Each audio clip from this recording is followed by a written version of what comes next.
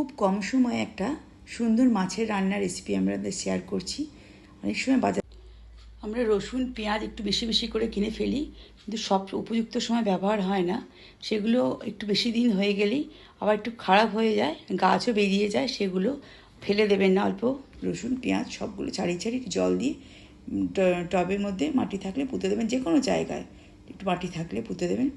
কিন্তু ওইগুলো দিয়ে কিন্তু সুন্দর রান্না করা যায়। এবার মাছটাকে ভালো করে ভিনেগার জলে চুবিয়ে মাছের গায়ে তেল হলুদ নুন ভালোভাবে মাখিয়ে ভাজুন, তেল ছিটবে না এবং মাছটা অবশ্যই সুন্দরভাবে ভাজা হবে। এখানে আমি জিরে বাটা, ধনে বাটা, লঙ্কা বাটা, টমেটো বাটা সব দিয়ে মাছ রান্নাটা করেছি। এর মধ্যে কোনো পেঁয়াজ রসুন দিইনি। ভালোভাবে তেল যেটুকু তেল ছিল ওর মধ্যে কষিয়ে নুন হলুদ সামান্য দিয়ে চিনি দিয়ে সব মাছগুলোকে জল দিয়ে ঢাকা দিয়ে রাখলাম। এবার যে গাছগুলো আমার বেরিয়েছিল পেঁয়াজ আর রসুনের থেকে, শুধু রসুনের গাছগুলোকে একটু একটু করে কেটে সেগুলোকে ছোটো ছোটো করে করে কেটে আমি ঝোলের মধ্যে দিয়ে দিয়েছিলাম। এবং ঝোলের মধ্যে দেওয়ার পরে খুব সুন্দর 5-10 মিনিটের পরে সব মিশে গেছিলো ঝোলের সঙ্গে, অপূর্ব একটা টেস্ট হয়েছিল।